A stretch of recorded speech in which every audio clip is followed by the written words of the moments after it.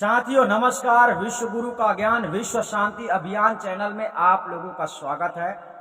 और आज हम सदगुरु कबीर साहब की वाणी से जो आप लोगों को बतलाने वाले हैं वो बहुत ही गहरी सच्चाई है, जो कि आपको इतनी जल्दी यकीन नहीं होगा, क्योंकि साहब ने इस प्रकार से वाणी में समझाया है कि जब तक आप उसी प्रकार से नहीं समझेंगे जैसा कि साहब ने समझाया है, तब तक आपके अंदर भ्रम पैदा रहेगा, भ्रम उत्पन्न हो जाएगा और आप सोचने में पड़ जाएंगे कि ऐसी कौन सी दुनिया है जहां रात और दिन नहीं होता है, भूख और प्यास वहां नहीं लगती है। वहां पर ऐसा कुछ भी नहीं होता है जैसा कि इस संसार में आपको देखने में आ रहा है ना।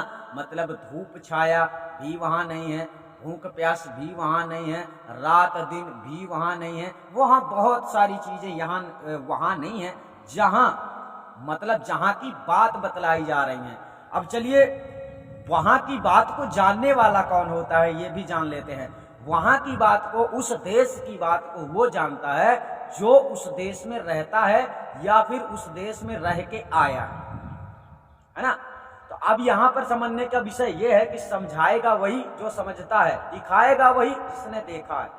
तो सदगुरु कबीर साहब ने इस प्रकार से इस शब्द में वर्णन करने का प्रयास किया है ताकि आप लोग समझ सको कि आपका जो निज देश है, निज मुकाम है, निज घर है, अर्थात मोक्ष गति प्राप्त करने के बाद आपको जहां जाना होता है वहां की अवस्था कैसे होती है, ये आपको बतलाने का प्रयास किया गया है इस वाणी में।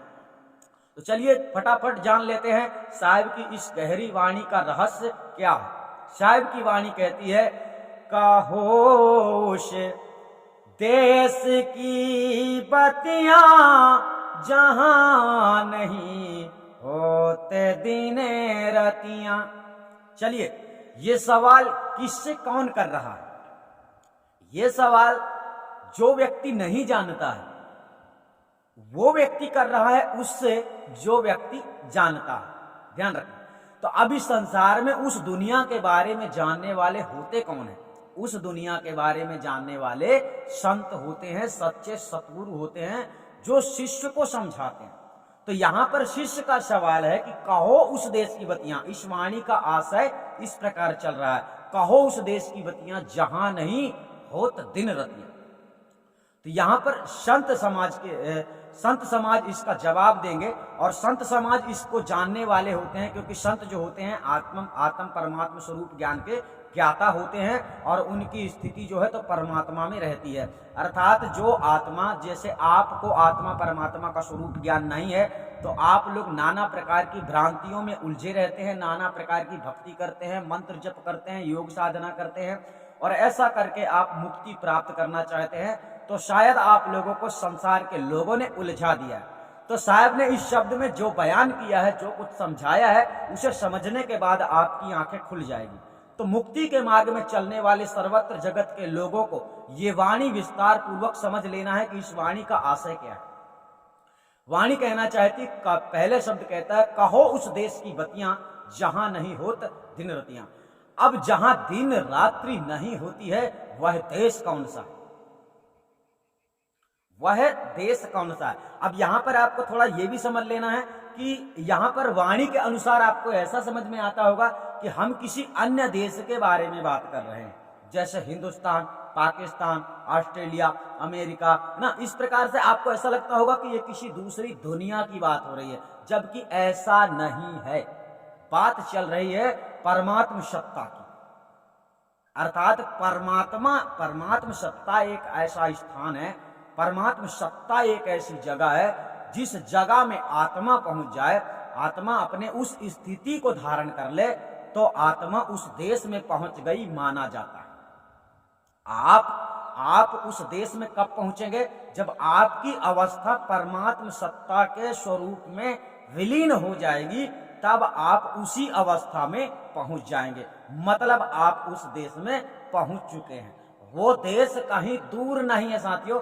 ऐसा मत सोच लेना कि वो देश यहाँ से 7 शंख कोश दूरी होगा, 7 लाख कोश दूरी होगा। कुछ भी ऐसा आपको नहीं विचार करना है, क्योंकि परमात्मा की बात चल रही है। जब आत्मा परमात्मा में समावेश हो जाती है, इसका मतलब है कि वो इस देश से छूट गई है। इस देश का मतलब होता है साथियों पंच भौतिक संसार। पंच भौतिक स्वरूप से, पंच भौतिक नश्वर संसार से जब आत्मा छूट जाती है, अपनी चेतना को लेकर परमात्मा में स्थित हो जाती है, उसी अवस्था को बोला जाता है उस देश में जाना। तो उस अवस्था में जब आप पहुंच जाते हैं साथियों, तो वो अवस्था ऐसी है, वो दुनिया ऐसी है जहां पर दिन और रात्रि नहीं होता है। ये शब्द यहां पर कह रहा है, कहो उस देश की बत्तियां जहां नहीं होत दिन रतियां। तो वह कौन सा स्थान है? परमात्मा सत्ता का स्थान। परमात्मा सर्वव्यापी है, ये ध्यान रखें। और इसके साथ साथ आपको ये ध्यान रखना है कि परमात्मा में ये विकार नहीं है। कौन से विकार?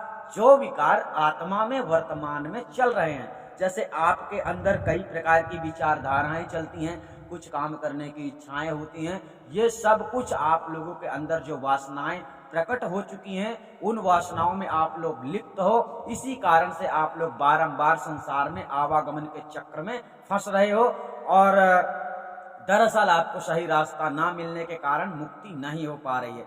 तो सदगुरु कबीर साहब अपनी वाणियों से समझाना चाहते हैं कि उस परमात्मा को पाने के लिए, परमात्मा को यहाँ पर देश शब्द प्रयोग किया गया है। परमात्मा को मतलब परमात्मा को पाने का मतलब उस देश में जाना। ठीक है, तो ये बात यहाँ पर चल रही है कि कहो उस देश की बत्तियां। अब उस देश के बारे में वर्णन हो रहा है इस वाणी में, अर्थात सदगुरु कबीर साहब परमात्मा के बारे में चर्चा कर रहे हैं, परमात्मा के बारे में समझाना चाहते हैं कि परमात्मा जिस स्थान में रहता है, जिस अवस्था में परमात्मा रहता है, उस अवस्था में, उस जगह में, उस स्थान में दिन और रात्रि नहीं होती है। यहाँ पर प्रतिदिन आप देखते हैं सुबह में सूर्य उगता है, रात्रि में डूब जाता है ना। रात्रि का माहौल अलग होता है, दिन का माहौल अलग होता है, लेकिन वहां परिवर्तनशील ऐसी कोई भी चीज नहीं है। और यहाँ इस संसार में जहां आप पंच भौतिक संसार में रह रहे हो, यहाँ आपको समय समय में भूख, प्यास, नींद, काम करना, आलस, नाना प्रकार की बातें, सुख दुख, हंसी मजाक, बहुत सारी चीजें आपको सूझती हैं। लेकिन उस जगह में ऐसी कोई बात नहीं होती है कि वहां तुम्हारे कोई दोस्त होंगे, कोई भाई होगा, कोई माँ होगा, कोई बाप होगा, कोई भगवान होगा, तुम्हारा कोई ईश्वर होगा। ऐसा वहां पर कोई नहीं है। उस देश में पहुंचने का मतलब, उस अवस्था में जब आप पहुंच जाते हो, तो उस अवस्था में पहुंचने के बाद में आप पूरी तरह से मोक्ष गति स्थिति को प्राप्त कर चुके होते हो। अर्थात आपके साथ ये सारा खेल खत्म हो जाता है जो अभी चल रहा है। अभी आपके परिवार होंगे, आप देश के बारे में सोचते होंगे, घर के बारे में सोचते होंगे, गांव के बारे में सोचते होंगे, शहर के बारे में सोचते होंगे, परमात्मा के बारे में सोचते होंगे। लेकिन उस अवस्था में जाने के बाद, परमात्मा को जान लेने के बाद, परमात्मा में समावेश हो जाने के बाद में आपके अंदर ये सारे विकार नष्ट हो जाते हैं। ठीक है, तो चलिए साहब ने इस शब्द में बतलाने का प्रयास किया, उस जगह की बात कर रहे हैं, परमात्मा की बात कर रहे हैं। परमात्मा शब्द को यहाँ पर देश कहा गया है। क्या कहा गया? कहो उस देश, समझे। अब यहां सीधे आप ऐसा भी बोल सकते हो, कहो उस परमात्मा की बत्तियां जहां नहीं होत दिन रतियां। यहां आप ऐसा भी बोल सकते हो, है ना। तो यहां पर परमात्मा शब्द को यहां पर देश शब्द उपयोग किया गया। तो कहो उस देश की बत्तियां जहां नहीं होत दिन रतियां, अर्थात आपको चारों दिशाओं से समझना है, क्योंकि सदगुरु कबीर साहब ने इस प्रकार समझाने का प्रयास किया है कि देखो परमात्मा जो है तो सर्वव्यापी है। सर्वव्यापी बोले तो ऐसी कोई जगह नहीं है जहां परमात्मा सत्ता स्वरूप नहीं है, जहां परमात्मा नहीं है, ऐसी कोई जगह नहीं है। जब ऐसी कोई जगह ही नहीं है तो हम उसे दूर नहीं समझ सकते। इसीलिए साहब ने कहा, हाजिर है ते ही दूर बता मैं दूर की बात निराशी। अर्थात परमात्मा आपके सन्मुख है, हाजिर है, आपके सामने है, बट वो दिखता नहीं है और आप जानते भी नहीं है कि वो कैसा। इसलिए समस्या खड़ी हो गई है। और परमात्मा परिवर्तनशील नहीं है, परमात्मा प्रकट नहीं होता है, परमात्मा किसी से प्रसन्न नहीं होता, परमात्मा किसी से निराश नहीं होता। ये सारी बातें आप लोगों को पता नहीं है, तो आप लोग भक्ति करते हैं इस प्रकार से कि परमात्मा खुश हो जाए, प्रसन्न हो जाए और परमात्मा हमको छुड़ा ले, इस बंधनों से हम छूट जाएं। तंत्र मंत्र जपते हैं, नाना प्रकार के आडंबर करते हैं, जैसा संसार में लोग बतलाते हैं। आपको ये सब कुछ भी नहीं करना होता है मुक्ति के मार्ग में। तो चलिए साहब आगे शब्द में क्या कहना चाहते हैं उसे जानने का प्रयास करते हैं। आगे शब्द कहता है, नहीं रवि चंद्र और तारा, नहीं उजियार अंधियारा। नहीं रवि चंद्र और तारा, न ही उजियार अंधियारा। अर्थात यहां पर शब्द कहता है ना तो वहां पर चंद्रमा है और ना वहां पर तारेगण है। किस जगह की बात चल रही है? उस देश की बात चल रही है, परमात्मा की बात चल रही है जहां परमात्मा रहते हैं। ठीक है, और ध्यान रखना परमात्मा स्वयं में रहता है, ये भी ध्यान रखना। तो इसलिए कहा जा रहा है कि वहां पर ना तारागण होते हैं और ना वहां पर चंद्रमा होती है, ना वहां सूर्य होता, न ही रविचंद्र और तारा, न ही उजियार अंधियारा। अर्थात वहां पर ना तो अंधेरा है और ना ही वहां पर प्रकाश है। अब होता क्या है, इस संसार में बहुत सारे भक्ति करने वाले लोगों ने मेडिटेशन के अंतराल जो देखने में आता है, जैसे मेडिटेशन करते हैं, कोई ध्यान करता है तो ध्यान करने के अंतराल में किसी ने प्रकाश देख लिया तो उसने सोच लिया कि ये ब्रह्म प्रकाश है, अर्थात ये परमात्मा का स्वरूप है, और मन खुश हो जाता है, आदमी खुश हो जाता है, अज्ञानता बस। तो इसलिए सदगुरु कबीर साहब यहां पर बतलाना चाहते हैं कि जहां परमात्मा है, जो परमात्मा का देश है, उस जगह में ना तो उजेला है, ना अंधेला है, ना वहां तारागण है और ना ही वहां पर सूर्य उदय होता है। ऐसा कुछ भी वहां पर नहीं है, ना ही रविचंद्र और तारा, न ही उजियार अंधियार, है ना। तो इस प्रकार से साहब ने वर्णन किया। आगे जानते हैं साहब ने आगे वाणी में क्या किया है, वो भी समझ लेते हैं। जैसे साहब ने बोला नहीं रविचंद्र और तारा, नहीं उजियार अंधियारा, नहीं तहां पवन और पानी, गए जिन देश तिन जाने। अब यहां पर साहब ने कहा नहीं तहां पवन और पानी, गए तहां देश दिन जिन जानी। अर्थात यहां पर बतलाया जा रहा है कि ना तो वहां पर पवन है और वहां पर पवन भी नहीं है, ये ध्यान रखना, वहां पवन भी नहीं है। नहीं तहां पवन और पानी, गए जिन देश तीन जाने। इसका मतलब है जो उस देश में जा चुके हैं, अर्थात बात वही चल रही है कि जो उस देश में जा चुका है वही उस देश का वर्णन कर सकता है। कहने का तात्पर्य सीधा हो गया कि जो परमात्मा को जानता है वो परमात्मा के बारे में कुछ आपको समझा सकता है। तो उस देश के बारे में साधु संत, जो सच्चे संत होते हैं, आत्मा परमात्मा को जानने वाले अच्छी तरह से, वही आपको उस देश के बारे में बतला सकते हैं। तो यहां पर वही बतलाया जा रहा है नहीं तहां पवन और पानी, गए जिन देश तीन जाने। जो उस देश में जा चुके हैं, अर्थात जो उस देश के बारे में अच्छी तरह से जानते हैं, जो उस देश के रहने वाले हैं, वही इस बात को जानते हैं। तो इस बात को जानने वाले कौन होते हैं साथियों? इस संसार में संत होते हैं, सच्चे संत, सच्चे सतगुरु, जिनकी शरण में जाकर जीवों को अपना कल्याण करवाना चाहिए, जिनके बताए मार्ग में चलकर आप लोगों को अपना जीवन का उद्देश्य पूरा करना चाहिए। ऐसे लोगों को गुरु बनाना चाहिए जो आपको उस संसार के बारे में, उस दुनिया के बारे में सब कुछ बता दें और उस दुनिया के बारे में वो सब कुछ जानते हो और उस दुनिया में पहुंचाने के काबिल आप लोगों को बना दे कि आप लोग उस दुनिया में रह सके। ठीक है, मतलब आत्मा परमात्मा में समावेश हो सके, आत्मा को इतनी चेतना मिल जाए कि वो इस संसार से आराम से छूट जाए, आसानी से छूट जाए, जबकि ये काम बड़ा कठिन है। तो सदगुरु कबीर साहब आगे क्या कहते हैं इस वाणी में और भी समझ लेते हैं। आगे शब्द कहता है नहीं तहां धरनी और आकाश, करे तहां संत कोई वास। नहीं तहां धरनी और आकाश, करे संत तहां कोई वास। इसका मतलब ये होता है कि अर्थात उस जगह में, उस देश की बात चल रही कि जहां ना तो धरती होती है और ना ही उस जगह में आकाश है। ना तो धरती है और ना ही आकाश है, वो उस जगह में संतों का वास रहता है। अब ना धरती है ना आकाश है तो बचा क्या? अधर। ठीक है, तो इसी जगह, इस स्थिति में संत जो होते हैं संसार में इस स्थिति में रहते हैं, अर्थात अधर में रहते हैं।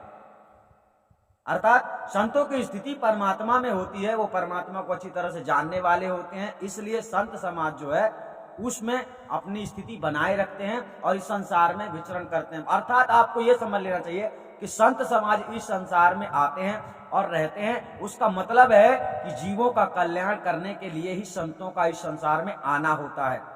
संतों का उद्देश्य दूसरा इस संसार में नहीं होता है, घूमना फिरना, है ना, खाना पीना, ये सब संतों के लिए कोई जरूरी नहीं।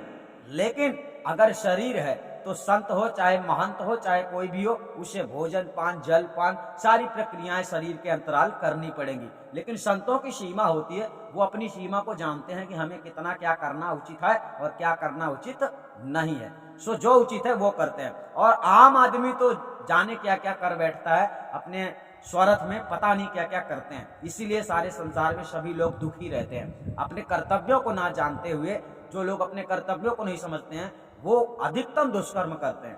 तो सदगुरु कबीर साहब यहाँ पर यही समझाने का प्रयास करते हैं कि संतों का वास साथियों उसी जगह में रहता है। अर्थात वो देखने में तो इस दुनिया में रहते हैं, मतलब देखने के लिए वो इस दुनिया में है, आपके देखने के लिए, लेकिन उनकी स्थिति कैसी होती है? उस देश वाली स्थिति होती है, परमात्मा वाली स्थिति होती है। वो उसमें विलीन रहते हैं। उनका मन यहां नहीं लगता, उनका मन चित यहां नहीं लगता, यहां से उनका कोई वास्ता विशेष नहीं रहता है।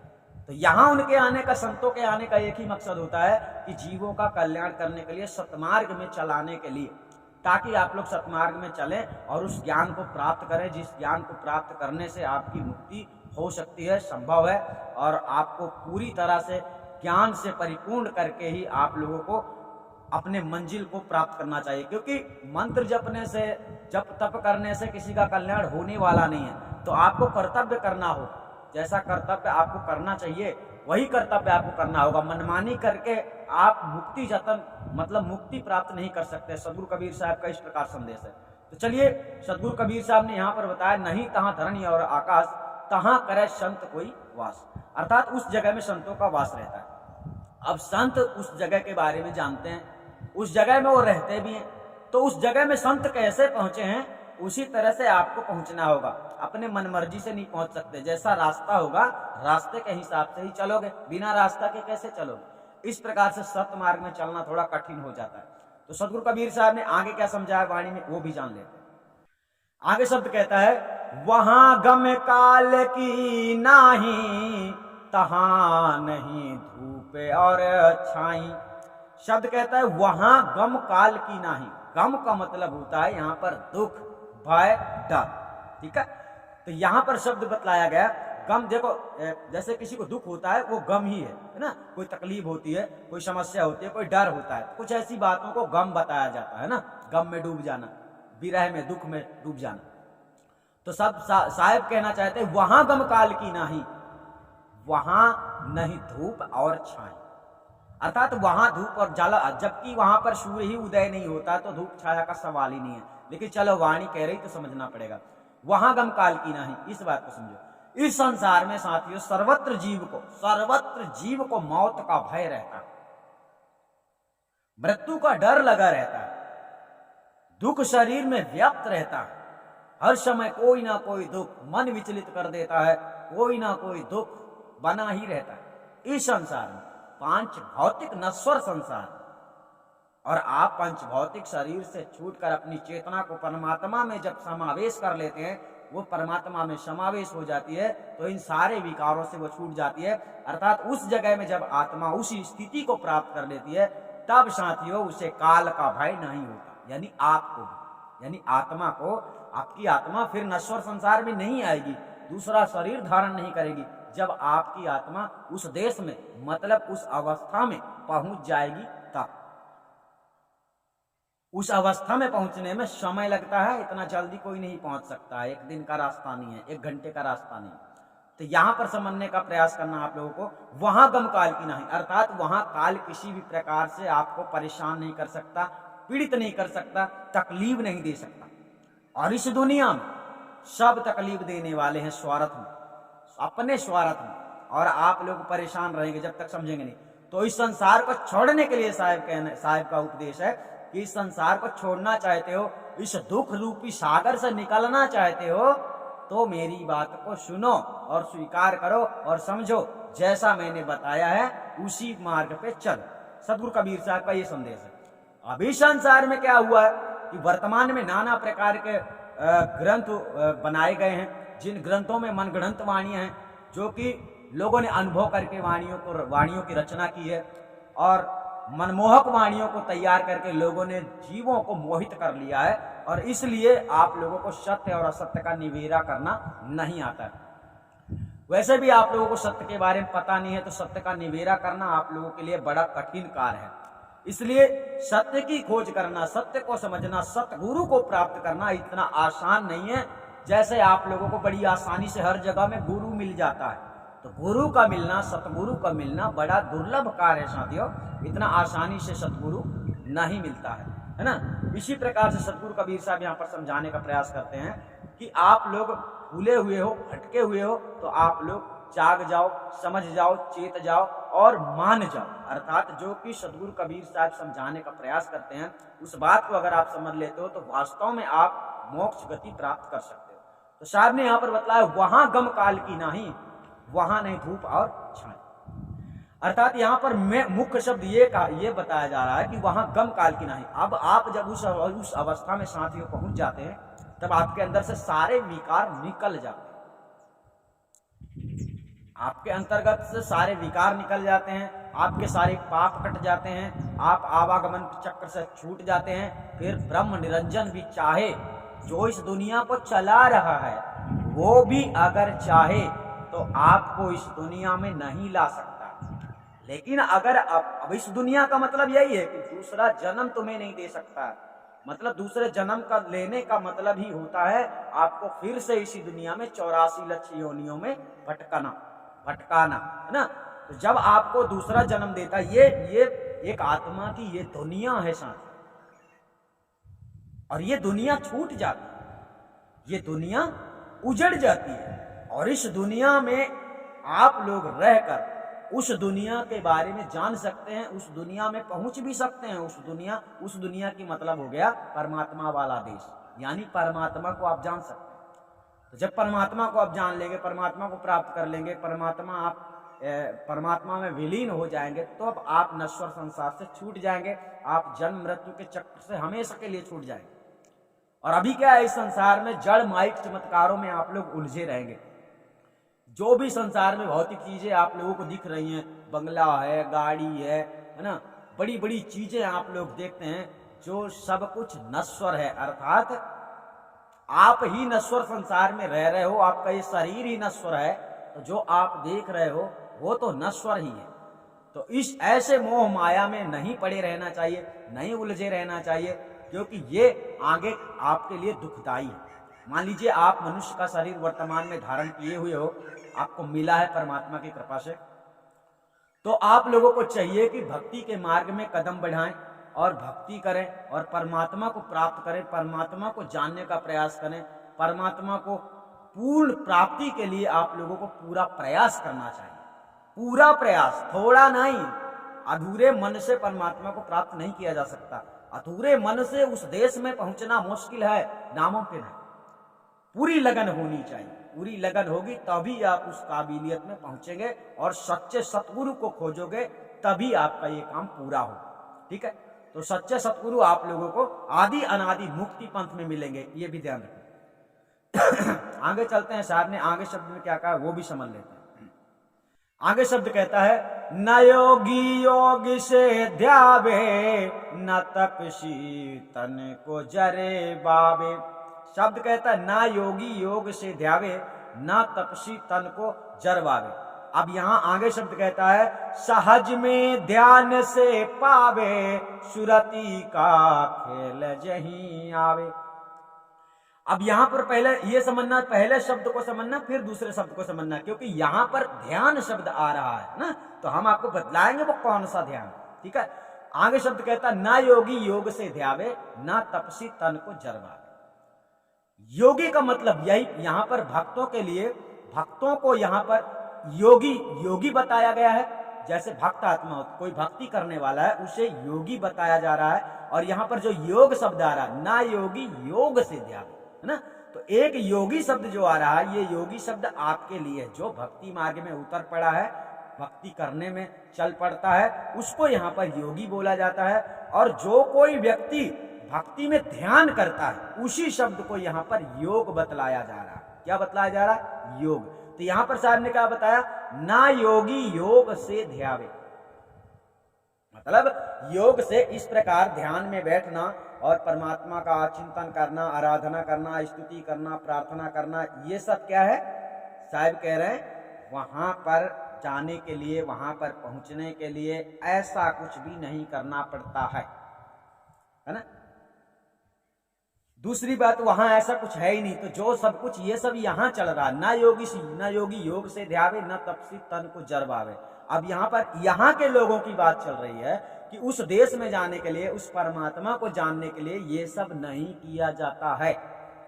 सहज में ध्यान से पावे, सुरति का खेल जही आवे, ये ध्यान रखें। तो अब यहां पर पहला ध्यान तो खंडित हो गया। कौन सा ध्यान? योग ध्यान, योग साधना। योग साधना क्यों खंडित हुआ? क्योंकि साहब ने बताया ना योगी योग से ध्यावे, ना तपस्वी तन को जरवावे। इसका मतलब यहां पर तपस्वी शब्द भी उसके लिए आ गया जो व्यक्ति भक्ति कर रहा है, तपस्या कर रहा है, परमात्मा को प्राप्त करना चाहता है, मुक्ति प्राप्त करना चाहता है, कुछ ऐसी बातें उसके अंदर भी चल रही हैं, तो उसे भी भक्त का पद भी यहाँ पर दिया गया। यानी पर तपस्वी शब्द जो यहाँ पर आया है ये भी भक्त के लिए है, और योगी शब्द जो आया है ये भी भक्त के लिए, उस भक्त के लिए जो परमात्मा की तलाश कर रहा है, परमात्मा को पाना चाहता है, इस संसार को छोड़ना चाहता है, आवागमन के चक्र से छूटना चाहता है। ऐसे भक्तों के लिए यहाँ पर एक जगह में योगी आया शब्द और एक जगह में तपस्वी शब्द यहाँ पर लगाया गया है, उसी भक्त के लिए जो भक्त भक्ति करके परमात्मा को खोजना चाहते हैं। तो यहाँ पर साहब ने बतलाया ना योगी योग से ध्यान, योगी शब्द हमने बतलाया आपके लिए, और जो आप लोग योग करते हैं उसी शब्द के लिए योग बतलाएगा, यानी ध्यान। अब नीचे का शब्द यहीं पर बोल रहा है सहज में ध्यान से पा, सुरति का खेल जही आग, ध्यान रखना। अब यहां तुम्हें गहराई समझना, सहज में ध्यान से पावे, सहज का मतलब बिल्कुल सरल होता है, और सरल क्या है? सरल है बातें करना, बातें करना सरल है, बहुत सरल। किसी को याद करना सरल है, मतलब आपको हमने याद कर लिया है ना, परमात्मा को याद कर लिया, ये बड़ा सरल है ना। तो यहां पर साहब इसलिए ऐसा बोलना चाहते हैं कि सहज में ध्यान से पावे, सुरति का खेल यही आवे। अब यहां पर ध्यान रखना कि साथियों, जो व्यक्ति आत्मा परमात्मा स्वरूप ज्ञान से परिचित होता है वो उस बात को, उस परमात्मा को तत्काल देख सकता है ना।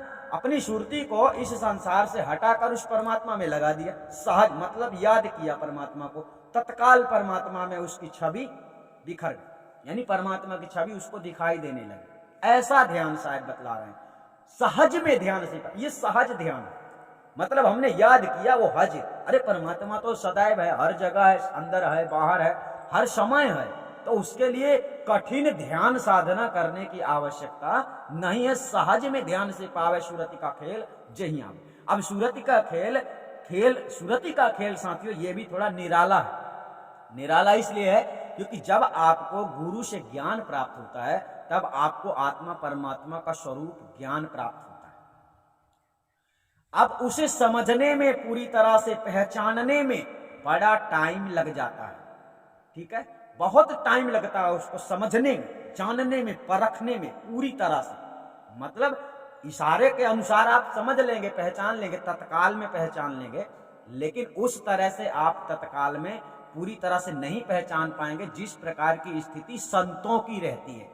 धीरे धीरे से आपके अंदर से जितनी तेजी से विकार हटते हैं उतनी तेजी से विवेक बुद्धि आपके तीव्रता से बढ़ती जाती है, और आप अच्छी तरह से परमात्मा सत्ता को सर्वत्र जगत में देखने लगते हैं। इसी को कहते हैं कर नैनो दीदार महल में प्यारा, यानी सर्वत्र जगत में, अंदर बाहर तुम्हें सब जगह में वो दिखने लगेगा। कौन? परमात्मा।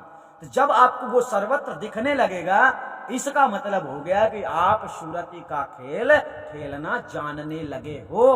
तभी आपको तत्काल, यानी वर्तमान में बैठे हो, खड़े हो, सोते हो, जागते हो, हर समय आप जब चाहो उस दुनिया में पहुंच सकते हो। मान लो आपके ऊपर से कार निकल जाए, कार मतलब एक 4 व्हीलर निकल जाए, आप तो मर जाओगे, 3 सेकंड फिर भी लगेंगे मरने में, लेकिन आपको अपनी दुनिया में जाने में, मतलब कि सतलोक में जाने में, परमात्मा में जाने में, परमात्मा की जगह में पहुंचने में 3 सेकंड भी नहीं लगेगा। क्योंकि याद करने में कितना समय लगता, हे भगवान नहीं कहते, हे भगवान, हे परमात्मा, हे कबीर, ऐसा कुछ भी बोल सकते हो, लेकिन ये बोलने वाला विषय नहीं है। जो आत्म स्वरूप ज्ञान आपको दिया जाता है वही स्वरूप ज्ञान का चिंतन आखिरी में किया जाता है। ठीक है, अब आखिरी में करने के लिए आप लोगों को सबसे पहले उसे अच्छी तरह से जानना होता है। उसे जानने पहचानने में ज्यादा समय लग जाता है। यानी गुरु जब आपको ज्ञान करवाते हैं वो तुरंत आपको ज्ञान हो जाता है, लेकिन पूरी तरह से उसे समझने में आपको काफी समय लग सकता है। साल लग सकता है, 2 साल लगता है, 4 साल लगता है, 5 साल लग सकता है। आपकी लगन के अनुसार है।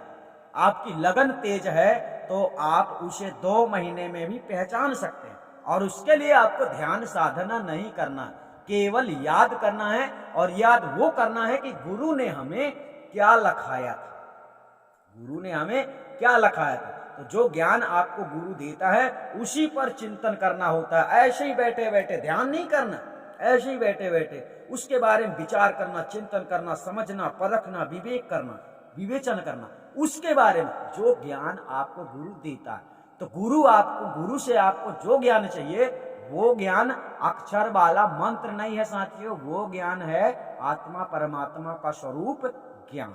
यहां पर ध्यान रखना।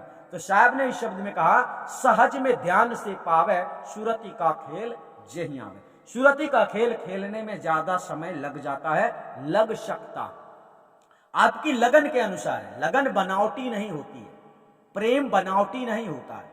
ये जितना संसार में आडंबर हो रहा है, देश का आडंबर, कंठी माला का आडंबर, दीपा बाती का आडंबर, चौका आरती का आडंबर, फलाना व्रत, फलाना ढिमका, ऐसी नाना प्रकार की बातें हैं। ये सब साथियों केवल आडंबर है, दिखावा है। प्रेम हृदय का अंदर होता है और जो प्रेम ही आपको वहां तक पहुंचा सकता है, आपकी लगन है ना। तो लगन बनावटी नहीं होनी चाहिए। ये दिखाना कि मैं तो बड़ा तपस्वी हूं, मैं बड़ा योगी हूं, मैं बड़ा भक्त हूं, मैं कबीरपंथी हूं, ऐसा बताने ढोंग करने से कोई कबीरपंथी नहीं होता है। तो इस बात को ध्यान रखते हुए साथियों यहां पर साहब ने कहा, सहज में ध्यान से पावे सूरत का खेल जेहि। सूरत का खेल जिसको आता है वो तो तत्काल तुरंत परमात्मा के दर्शन करता है। अर्थात तुरंत वो इस देश से, इस नश्वर संसार देश से उस सत्य लोक में पहुंच सकता है। उसको कुछ नहीं है, वो अपनी स्थिति बदलना है, बस अपनी स्थिति बदलना। आपने कई एक्टर लोगों को देखा होगा कि मान लो कोई सलमान खान की भाषा में बात कर रहा है और तत्काल वो अमरीश पुरी की भाषा में बात करने लगता है, तत्काल। तो ये उसको खेल आता है। इसी प्रकार से जिसे सूरत का खेल आता है वो तत्काल सृष्टि में आ जाता है, यानी जगत प्रपंच के अनुसार विचार करने लगता है और तत्काल वो जगत प्रपंच से मुक्त होकर अविनाशी स्वरूप परमात्मा सत्ता में स्थित हो जाता है। ऐसी आत्मा उसकी होती है जिसको सूरत का खेल आता है, जिसे आत्मा परमात्मा का स्वरूप ज्ञान प्राप्त होता है, जो जिसका सच्चा सतगुरु होता है वो, ठीक है, उसके लिए। तो यहाँ पर सूरत का खेल उसी को आता है। अभी संसार में बहुत सारे लोग प्रश्न लिए घूमते हैं, सुरती को शब्द में कैसे जोड़ें, सुरती को शब्द में कैसे जोड़ें। ये लोगों के अंदर सवाल ऐसा चल रहा है कि जोड़ेगा कौन, सुरती कौन है, शब्द कौन। अरे सुरती शब्द जब बात आती है ना तो यहाँ आत्मा परमात्मा की बात होती है। अब तुम परमात्मा को जानते नहीं हो, चले जोड़ने फेविक्विक लेके कि चलो जोड़ देते हैं, क्या जोड़ दो। यानी वही समझने का प्रयास करना आप लोगों को कि सर्वत्र संसार में जो है तो जगत में कबीरपंथी लोगों में भी बहुत मतलब भटकाया गया है। जो वास्तविकता थी वो चीज नहीं बताई गई है और जो वास्तविकता नहीं थी उसे बता दिया गया, जिसका कोई सार नहीं। चलिए साहब ने आगे क्या कहा है उसे भी जानने का प्रयास करते हैं। यहां पर आपने अच्छी तरह समझा होगा, ना योगी योग से ध्यावे, ना तपसी तन को जरवावे। अर्थात परमात्मा को पाने के लिए, मोक्ष प्राप्ति के लिए आप लोगों को ऐसा कष्ट धारण नहीं करना पड़ता है। ये बेकार के काम है। ऐसा करने से परमात्मा को ना तुम जान पाओगे, ना पहचान पाओगे, ना तुम्हारी मुक्ति है ना। ना तपसी तन को जरवावे, तपसी शब्द भी यहाँ पर भक्त के लिए हुआ, योगी शब्द भी यहाँ पर भक्त के लिए हुआ।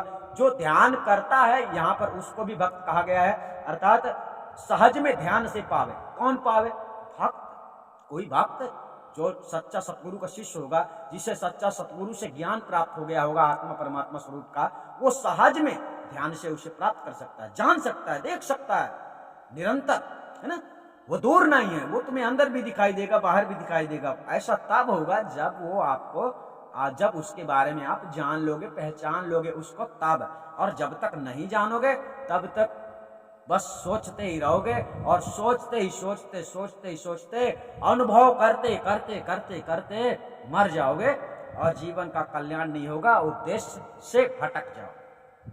ठीक है, तो इसी प्रकार साहब ने समझाने का प्रयास किया है कि आप लोग लाइन पे आ जाओ। भक्ति करते हो तो ऐसी भक्ति करो जिस भक्ति से आपको सफलता की प्राप्ति हो सकती है। ऐसी भक्ति ना करो कि ना इधर के रहो ना उधर के रहो। मतलब बात वही है, ज्ञान बिना धोबी का, कुत्ता घर का, बयाना घाट का। यानी सारी जिंदगी पता चले तुम भक्ति करते रह गए, लेकिन भक्ति में सफलता नहीं मिली। और ऐसा तब होता है जब मनुष्य के अंदर लगन नहीं होती है।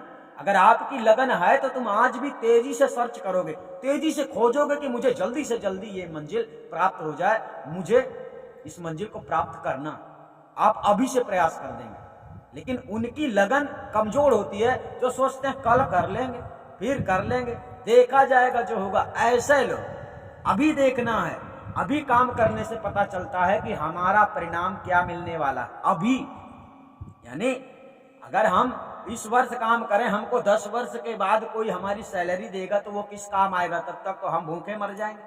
तो ऐसे पाखंडी गुरुआ लोग ज्ञान में चलाते हैं कि आप लोगों को बताते ही नहीं है। कहते हैं मरने के बाद परमात्मा मिलेगा, मरने के बाद मुक्ति मिल जाएगी, परमात्मा तुमको छुड़ा लेगा। बस इस प्रकार का विश्वास देकर आपको भक्ति में लगा देते हैं और आप लोग विश्वास कर लेते हैं, क्योंकि इनकी मनगढ़ंत वाणियां इस प्रकार से प्रूफ देती हैं जिस बात को आप लोग स्वीकार कर लेते हैं। तो चलिए कोई बात नहीं है, सदगुरु कबीर साहब ने समझाने का पूरा प्रयास किया है। हम भी पूरा प्रयास करते हैं कि आप लोग अच्छी तरह से समझ जाएं और इस भ्रम से आजाद हो जाएं। तो चलिए आगे जानते हैं साहब ने आगे शब्द में क्या कहा है, उसे भी अच्छी तरह से समझ लेते हैं। आगे शब्द कहता है, सुहंगम नाद नहीं भाई, न बाजे शंख सहनाई। शब्द ने कहा सुहंगम नाद नहीं भाई, न बाजे शंख सहनाई। नियक्षर जाप तहां जापे, उठत धुन शून्य से आवे। इस बात को समझने का थोड़ा प्रयास करना। नि अक्षर जाप तहां जापे, उठत धुन शून्य से आवे। अब इसके पहले आपको यह समझना है कि साहब ने कहा सुहंगम नाद नहीं भाई, ना बाजे शंख सहनाई। सुहंगम शब्द पहले समझ। सुहंगम शब्द में ओहम सोहम दोनों चीजें आ जाती। तो सोहम शब्द में बहुत सारे लोग, इस संसार के लोग सोहम मंत्र देते हैं, सोहम का जाप करने के लिए कहते हैं। और कुछ लोग ऐसा कहते हैं कि सोहम का जाप करते करते तुम स्वयं सत्यमय हो जाओगे, तुम स्वयं परमात्मा सत्ता में समा जाओगे, अर्थात तुम मोक्ष गति प्राप्त कर लोगे। तो साहिब यहां पर कह रहे सुहंगम नाद नहीं भाई, ना बाजे शंख सहनाई।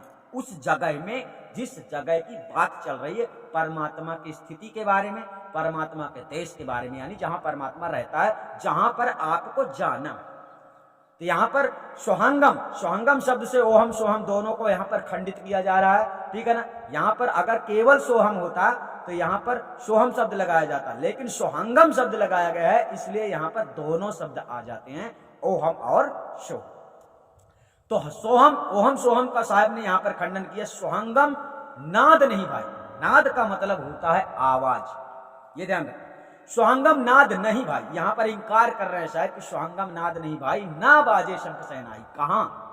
जहां परमात्मा रहता। तो अब बहुत सारे लोग क्या करते हैं, आप लोगों ने सुना होगा, मेडिटेशन करवाते हैं, ध्यान करवाते हैं, ध्यान विदेही, नाम विदेही, नाना प्रकार की बातें करते हैं कबीर पंथ में भी। तो जो लोग ध्यान करते हैं और ध्यान करने के बाद कुछ शब्द सुनते हैं, आप लोग सुनते क्या हैं? आप लोगों को आवाज सुनाई देती है, जो झंकार, कोई कहता है झीनी झीनी सुनाई देती है, कोई कहता है बहुत तेज सुनाई देती है। तो जो आप लोग सुन रहे, जो आवाज आप लोग सुन रहे हो, वो आवाज परमात्मा स्वरूप नहीं है, वो आवाज भी वहां नहीं है। कहां? जिस देश की बात चल रही है, जिस परमात्मा की बात हो रही है, वहां पर नाद शब्द से यहां पर आया आवाज। नाद का मतलब आवाज होता है, और आवाज वहां पर है ही नहीं।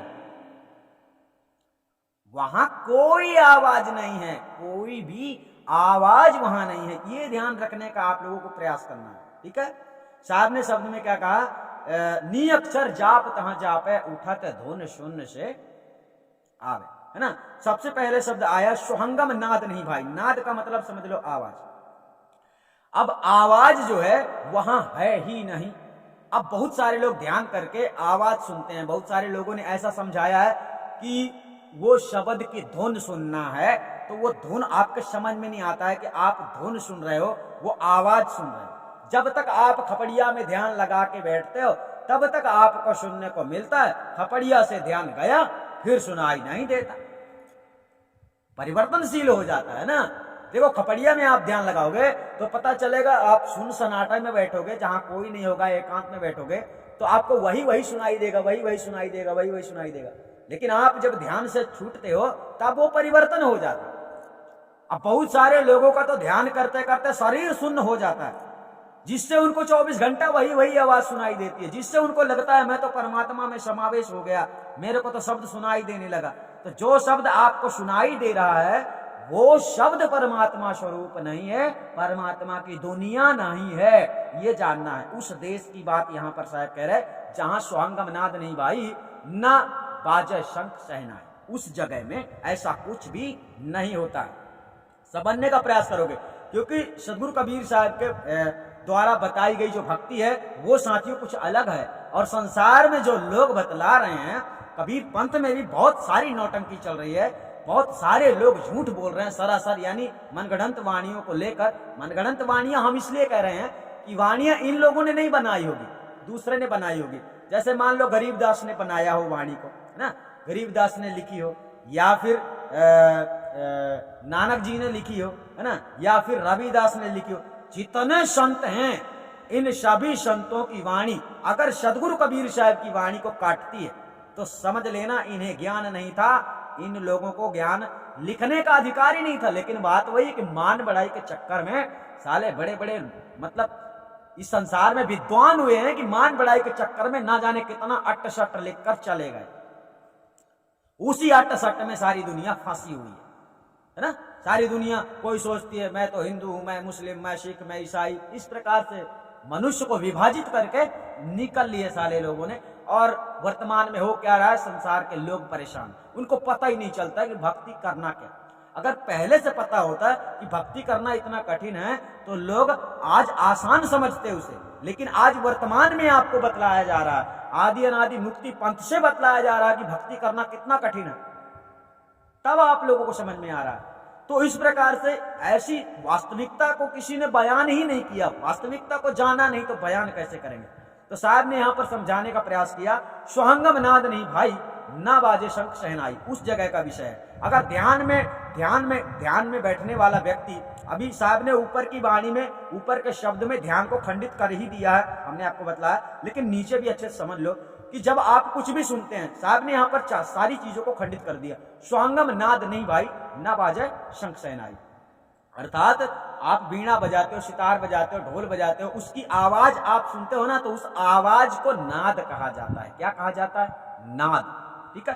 तो नाद का मतलब ही आवाज होता है, और आवाज आप सुन रहे हैं और आपको लगता है कि हम परमात्मा की दुनिया में पहुंच गए।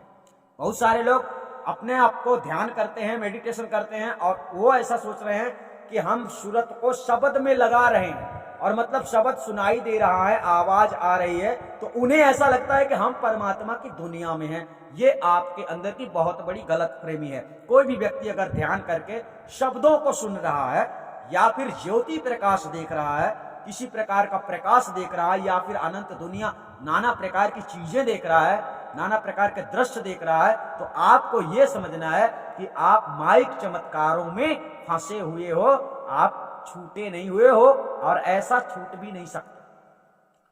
छूटोगे तब जब निर्द्वंद हो जाओगे, जब कुछ नहीं करोगे, पूजा पाठ नहीं करोगे, जप तप नहीं करोगे, सुमिरन नहीं करोगे, तमाशा नहीं करोगे, तब आप मुक्त माने जाओगे। अभी तो तुम फंसे हुए हो। कोई कहता है जाप करो, ये बंधन है, कोई कहता है ध्यान करो, ये बंधन है, ये सब चीज बंधन है। परमात्मा को पाने के लिए ये सब किया ही नहीं जाता। परमात्मा को पाने के लिए सिर्फ सत्य मार्ग में चलना पड़ता है। जैसा सतगुरु बतलाता है वैसा इस दुनिया में अपनी रहनी गहनी सुधारनी पड़ती है। और दूसरा काम है सतगुरु का, जो तुमको आत्मा परमात्मा का स्वरूप ज्ञान करवा देते हैं, उस ज्ञान में आपको रमण रहना, यानी उसी ज्ञान का चिंतन करना सदैव। ऐसा नहीं ध्यान करना, ऐसा नहीं करना, ऐसा करवाने वाले लोग गलत है। ठीक है, साहब ने ऐसा नहीं बताया। साहब ने यहां पर शब्द में बताया स्वांगम नाद नहीं भाई, ना बाजे शंख सहनाई। अब आगे चलो, नियक्षर जाप तहां जापे, उठत धुन शून्य से आ। अभी यहां पर आपको यह बतलाया जा रहा है कि जो धुन आप लोगों को सुनाई देती है, वो धुन आती कहां से?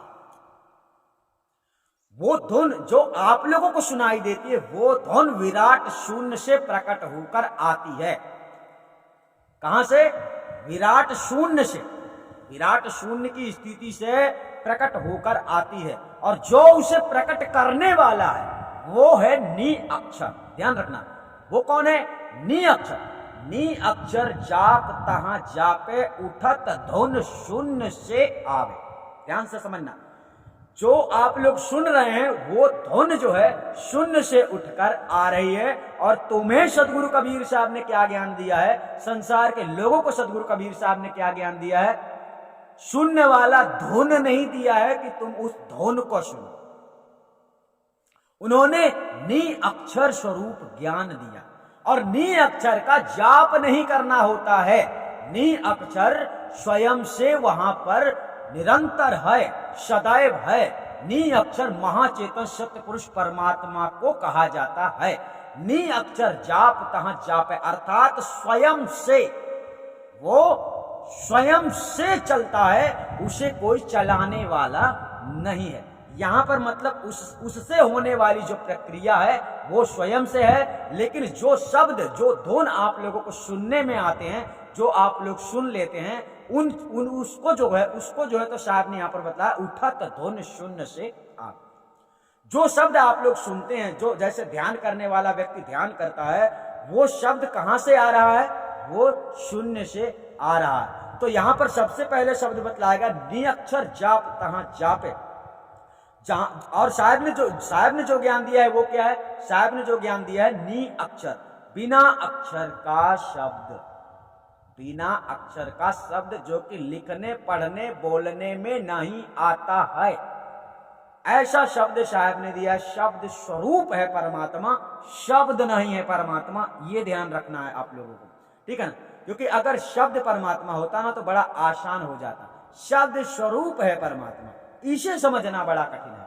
तो साहब ने यहां पर बताया नी अक्षर जाप तहां जाप, उठत धुन शून्य से आ। देखो, आप लोग शून्य मंडल में रह रहे हो। शून्य मंडल को सीधे तरीके से अगर बोला जाए तो पूरे विश्व ब्रह्मांड को शून्य मंडल कहा जाता है।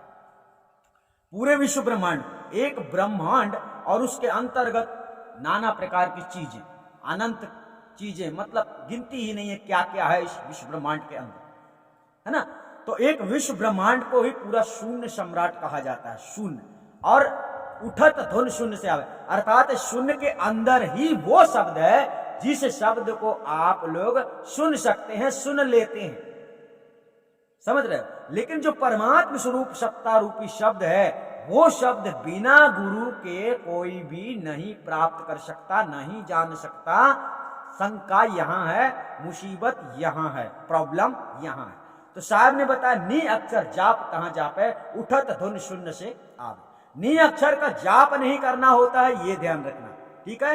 वो स्वयं से निरंतर है, अर्थात वो चलायमान नहीं है, वो स्वयं स्वयं में रहता है। ये समझने का प्रयास करना, क्योंकि आप लोगों को परमात्मा सत्ता सदगुरु कबीर साहब के द्वारा जो ज्ञान दिया गया है वो है नी अक्षर शब्द, अर्थात सार शब्द उसी को कहा जाता है, उसी को सार नाम कहा जाता है, उसी को आदि नाम कहा जाता है, उसी को सत्य नाम कहा जाता है। लेकिन ये सब सारे नाम संकेतिक नाम है। जब आपको प्राप्त होता है वो ज्ञान, उसी को कहते हैं आत्मा परमात्मा का स्वरूप ज्ञान। जब आपको वो चीज नी अक्षर प्राप्त होता है तो वो कोई मंत्र नहीं है जिसे आपको जपना है, बिल्कुल नहीं। वो है आत्मा परमात्मा का स्वरूप ज्ञान। ये ध्यान रखने का विषय है। तो इस प्रकार से यहां पर आपको साहब ने समझाने का बहुत प्रयास किया कि नी अक्षर जाप तहां जाप है। तहां मतलब परमात्मा सत्ता, अब वहां केवल वही है, वही है ना। तो वो उसी में, वो स्वयं में रहता है। अब बात यही लफड़े वाली ये आ जाती है कि आप लोग इस बात को अभी इतनी जल्दी समझोगे नहीं, क्योंकि वहां वही है,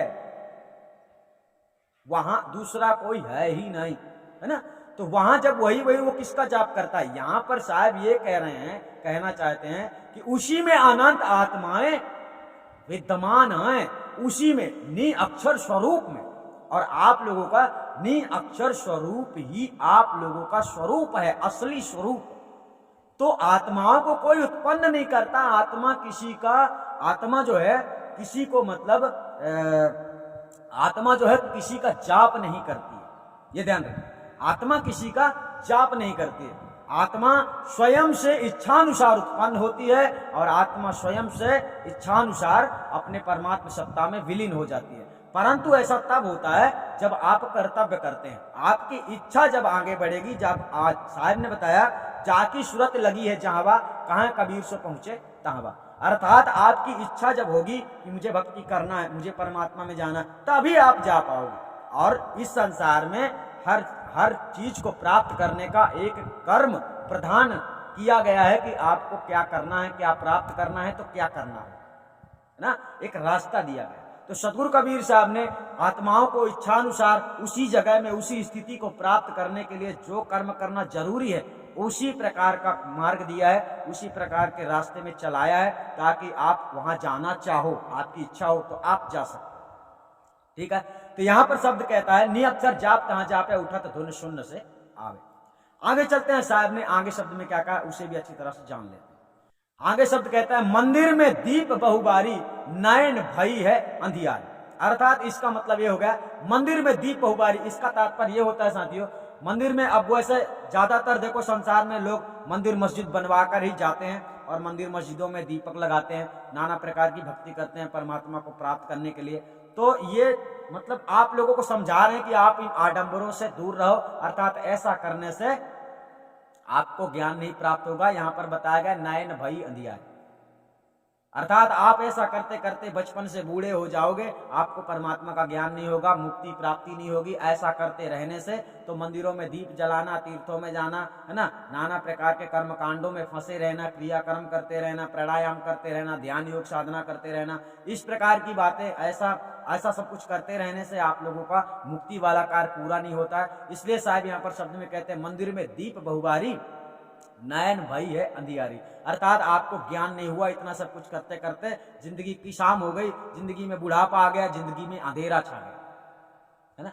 जिंदगी में इस मनुष्य तन में जब तक ज्ञान नहीं होता तब तक अंधियारा ही माना जाता है, अर्थात अज्ञानता ही इस शरीर के अंतर्गत अंधियारा है और ज्ञान ही इस शरीर के अंतर्गत प्रकाश है ना। तो साहब ने बताया कबीर वह देश है न्यारा, लखै कोई नाम का प्यारा। अब कबीर वह देश है न्यारा, कहने का तात्पर्य कबीर साहब जिस देश से आते हैं, जिस अवस्था को छोड़कर इस मानव स्थिति में आते हैं, तो उनकी स्थिति भी बदल जाती है। तो जिस देश के वो रहने वाले हैं, जिस देश में वो रहने वाले हैं, उसी देश की बात सदगुरु कबीर साहब बतला रहे। कबीर वह देश है न्यारा, मतलब मेरा देश ऐसा है, न्यारा है, जिस प्रकार से है वो जैसा भी है उसे जानता कौन है? जो नाम का दीवाना है। अब यहां पर नाम शब्द परमात्मा के लिए बताया गया, लखै कोई नाम का प्यारा। वो नाम नि अक्षर नाम, नि अक्षर नाम को यहां पर हम परमात्मा भी कहेंगे और यहां पर नि अक्षर नाम को हम आपका स्वयं का देश भी कहेंगे, जिस देश के बारे में इस वाणी में वर्णन किया गया। कहो उस देश की बतियां जहां नहीं होत दिन रतियां। तो यहां पर देखो नि अक्षर को देश भी कहा जाएगा, इसी शब्द में नि अक्षर को देश भी कहा जाएगा। यहाँ पर जो नाम शब्द है, ये नाम शब्द भी परमात्मा के लिए है, परमात्मा की ओर संकेत कर रहा है, क्योंकि परमात्मा का नाम ही जब आपको प्राप्त होता है तभी आपको आत्मा परमात्मा का स्वरूप ज्ञान प्राप्त हो जाता है। अब इस संसार में पाखंडी लोगों ने ऐसा नाम देना शुरू किया है, इसको जपो, जपने से मुक्ति होगी, इसको जपते रहो, सुमिरन करो, ध्यान करो, भजन करो, सुरती में शब्द जोड़ो, नाना प्रकार की बातें आडंबर मतलब करने वाले लोग है संसार। तो इस प्रकार से सतगुरु कबीर साहब ने इस वाणी में क्या समझाने का प्रयास किया है? कबीर वह देश है न्यारा, लखै कोई नाम का प्यारा। मतलब कोई परमात्मा का दीवाना, कोई परमात्मा की सच्ची लगन जो लगाता है वो उसे पहचान पाता है। कठिन, जब लगन ही नहीं लगेगी। देखो आदि अनादि मुक्ति पंथ में आपका ये सारा काम पूरा हो सकता है। मुक्ति के मार्ग में अगर आप चलना चाहते हो सारा काम पूरा हो सकता है, लेकिन आप नहीं चलोगे तो आपको ज्ञान ही नहीं मिलेगा। क्योंकि आदि अनादि मुक्ति पंथ सदगुरु कबीर साहब के संविधान के अनुसार चल रहा है, और यहाँ पर सब लोगों को अपने मर्जी से काम नहीं करना होता है। यहाँ पर जैसा आदि अनादि मुक्ति पंथ का फैसला होता है उसी के अनुसार कोई जुड़ता है, उसी के अनुसार कोई भक्ति करता है, और उसी के अनुसार भक्ति करने से किसी को यहाँ से ज्ञान प्राप्त होता है। मतलब आदि अनादि मुक्ति पंथ से, आदि अनादि मुक्ति पंथ की सबसे बड़ी सुविधा है साथियों कि आप लोग घर बैठे जुड़ सकते हैं, घर बैठे सेवा कर सकते हैं, घर बैठे अपनी पढ़ाई कर सकते हैं। मतलब इस ज्ञान की भी पढ़ाई करना होता है। ऐसा नहीं है कि बस कुछ नहीं है, कोई वो नहीं है, नाम ले लो, मंत्र ले लो, निकल गए, मुक्त हो गए। ऐसा नहीं है, इतना ईजी नहीं है। लोग अगर ऐसा समझते हैं तो सदगुरु कबीर साहब ने समझाने का प्रयास किया, कबीर वह देश है न्यारा। वह देश न्यारा कैसे है? इस संसार से न्यारा है, इस संसार से अलग है। अलग का मतलब यहाँ पर यह होता है कि जैसा ये है ना पंच भौतिक संसार, ये परिवर्तनशील है। भूख, प्यास, नींद, आलस, काम, क्रोध, लालच, लोभ, ये सब इस शरीर के अंतर्गत आत्मा रहती है, तो ये सब इसके अंतर्गत होता ही रहता। लेकिन उस देश में ऐसा कुछ भी नहीं होता। इसलिए उस देश पे यहाँ पर साहब कहते हैं, कबीर वह देश है न्यारा, लख है कोई नाम का प्यार, नाम का दीवाना, है ना। तो इस प्रकार से साथियों सदगुरु कबीर साहब ने इस वाणी बतलाने का प्रयास किया है। आप लोगों को भी समझने का प्रयास करना है, और ज्यादा हद तक कबीर पंथी सभी लोगों को आप लोगों को भेजना है ऐसी वीडियो, क्योंकि विश्व गुरु का ज्ञान विश्व शांति अभियान चैनल में सारे संसार के लोगों को, यानी जितने लोग भक्ति के मार्ग में चल रहे हैं, जितने लोगों को भक्ति को जानना जरूरी है, भक्ति करते हैं। तो देखो भक्ति करना और भक्ति होना ये दोनों कठिन सवाल। आप जब करते हैं ना तो भक्ति होती नहीं है, और जो भक्ति होती है ना वो भक्ति सही है। मतलब आपके अंदर परमात्मा के प्रति प्रेम होना चाहिए, स्नेह होना चाहिए, और श्रद्धा होना चाहिए, और उनके वचनों को, उनके इशारे को समझने का आपके अंदर विवेक होना चाहिए। मतलब सदगुरु कबीर साहब ने बहुत कुछ समझाया है, लेकिन सदगुरु कबीर साहब की बात सबके समझ में नहीं आती, और सबकी बात सबके समझ में आ जाती है। क्योंकि सबकी बातें कुछ आसान है, लेकिन सदगुरु कबीर साहब की बातें थोड़ा कठिन है। उन्होंने जैसा बताया है ना, वो जल्दी किसी के अंदर प्रवेश नहीं होता। और हाँ, जिसके अंदर कबीर साहब की बातें प्रवेश हो गई उसका तो समझ लो बेड़ा पार हो गया, और हो ही जाएगा। यानी शब्द की चोट जिसे लगती है। तो सदगुरु कबीर साहब ने इस प्रकार से इस वाणी में समझाया है, परमात्मा को देश शब्द से बतलाने का प्रयास किया है। कहो उस देश की बतियां, है ना। तो यहाँ पर देश शब्द जो लगा है ये परमात्मा के लिए लगा है। कोई ऐसा देश नहीं है, आप ऐसा मत समझ लेना कि यहाँ से 15 लाख कोस दूरी, है ना, और कुछ दूरी वहां परमात्मा है, वहां सतलोक है। ऐसा मत सोच लेना। सतलोक आप जहां खड़े हो वहां भी सतलोक है, ठीक है, लेकिन वो अलग है, इस शरीर से अलग है, वो शरीर नहीं है, ठीक है। ये शरीर मिथ्या है, नश्वर है, ऐसा जब आप समझेंगे तब आप भक्ति के मार्ग में आगे बढ़ेंगे।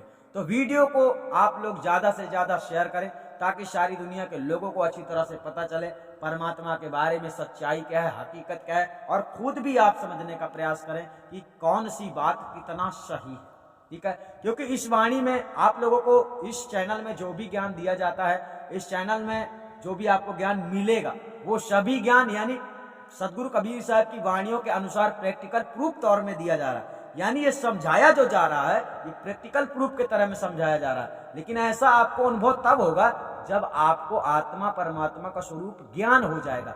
अभी आप लोगों को आत्मा परमात्मा का स्वरूप ज्ञान नहीं होगा तो आप लोगों के दिमाग में नाना प्रकार के भ्रम उत्पन्न होते होंगे। ऐसा कैसे हो सकता है, ऐसा कैसे हो सकता है।